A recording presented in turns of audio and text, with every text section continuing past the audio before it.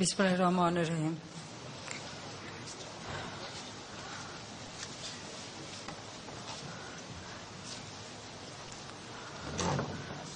যারা স্বজন হারাবার বেদনা নিয়ে এখানে উপস্থিত রয়েছেন, যারা এই আঘাতে পঙ্গুত্ব বরণ করেছেন এবং আজকে উপস্থিত যারা এখানে সুধীমণ্ডলী, আসসালামু আলাইকুম। আমি শুধু এটুকুই বলবো, আসলে আজকে বক্তৃতা দেওয়ার কোনো বিষয় না।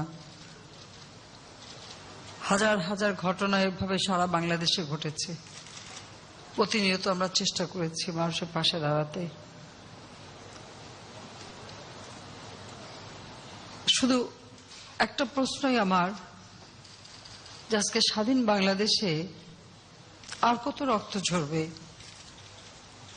আর কত বোন বিধবা হবে, আর কত পিতা সন্তান হারা হবে, আর কত সন্তান পিতা মাতা হারা হবে?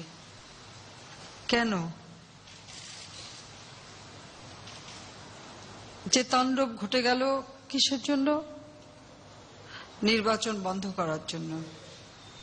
সকলেরই নিজস্ব দলীয় সিদ্ধান্ত থাকতে পারে, কেউ নির্বাচন অংশগ্রহণ করবে, কেউ করবে না, কিন্তু সেই নির্বাচন ঠেকাতে হবে এই কথা বলে মানুষের উপর এই ধরনের হামলা,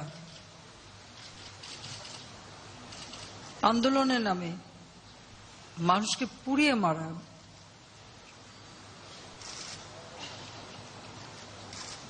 যারা দায়িত্ব পালন করছে, সরকারি কর্মকর্তা কর্মচারী, তাদের উপর হামলা, এটা কোন ধরনের কথা? খালি আমি এই প্রশ্নটাই রেখে যাব। 17 জন পুলিশ নিহত হয়েছে, বিজিবির 2 জন, এমনকি সেনাবাহিনীর গোয়েন্দা সংস্থার 2 জন মারা গেছে, আর শত শত মানুষ, তাদেরকে সাধারণ মানুষ, খেটে খাওয়া মানুষ অথবা বিভিন্ন পেশার মানুষ, তারা তাদের কর্মস্থলে যাচ্ছে, আগুন দিয়ে পুড়িয়ে মেরে ফেলা হলো। চলন্ত বাসে আগুন, মলোটভ ককটেল মেরে তাদেরকে পোড়ানো।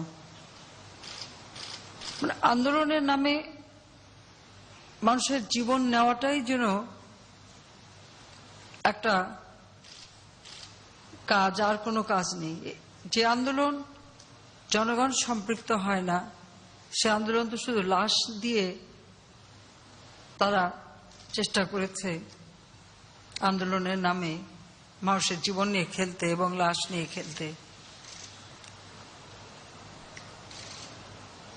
ঠিক 71 সালের অনেকেই আজকে যারা হয়তো 71 সালের কথা মনে নাই, তখন তো একটা বিদেশি সেনাবাহিনী ছিল আমাদের দেশে, তারা হত্যাযজ্ঞ চালিয়েছে, দেশীয় কিছু দোসর তাদের সহায়তা করেছে, একইভাবে গণহত্যা চালিয়েছে, একইভাবে মানুষকে পুড়িয়ে মেরেছে।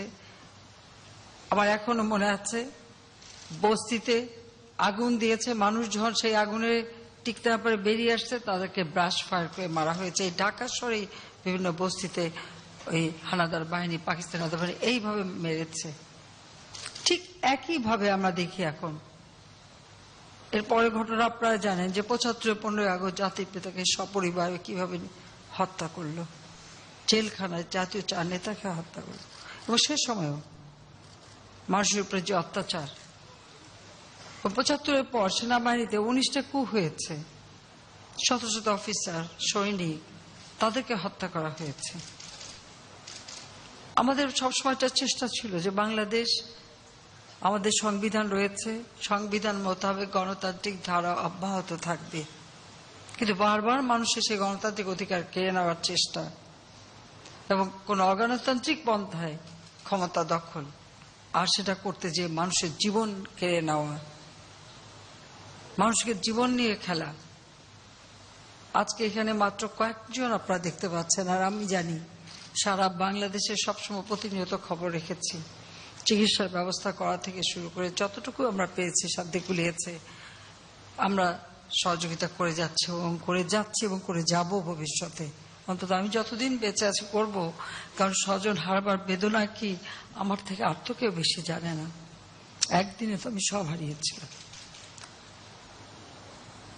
তারা যা হারিয়েছেন হয়তো তা ফেরত দিতে পারবো না, তাদের কাছে হয়তো একটা সান্ত্বনার হয়ে দাঁড়াতে পারবো, আর চেষ্টা করবো এদের জীবনটা যেন চলতে পারে। কিন্তু আর আমরা এই ধরনের ঘটনা দেখতে চাই না, আর এই ধরনের অবস্থা যেন বাংলাদেশে না ঘটে, সেটাই আমার আবেদন থাকবে দেশবাসীর প্রতি।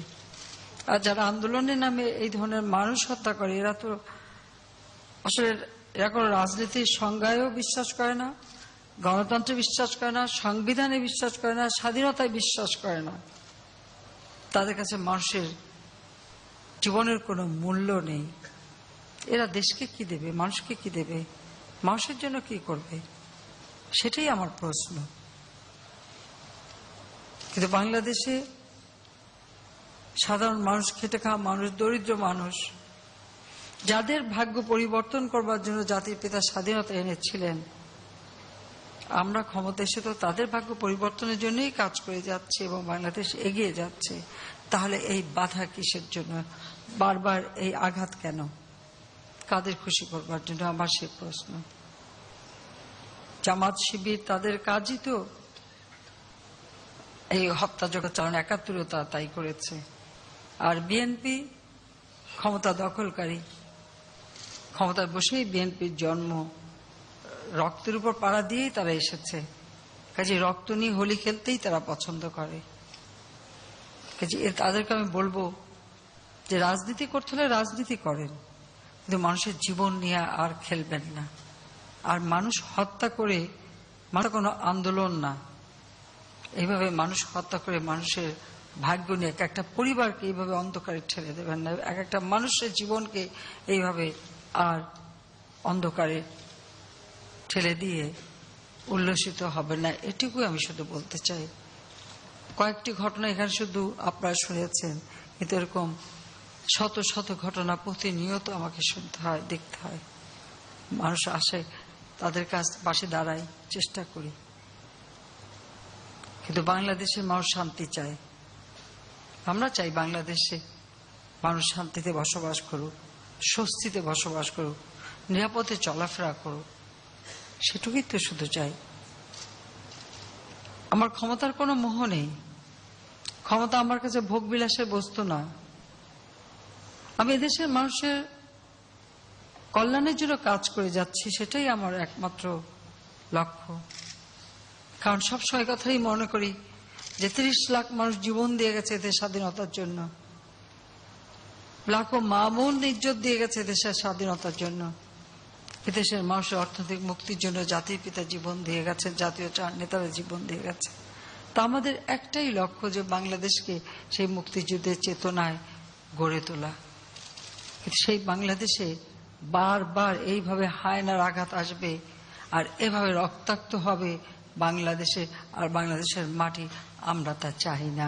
তাই আমি এই আহ্বানই জানাবো, সকল দেশবাসীকে সোচ্চার হতে হবে, এই ধরনের ঘটনা যেন আর বাংলার মাটিতে না ঘটে। আপনাদের সবাইকে ধন্যবাদ।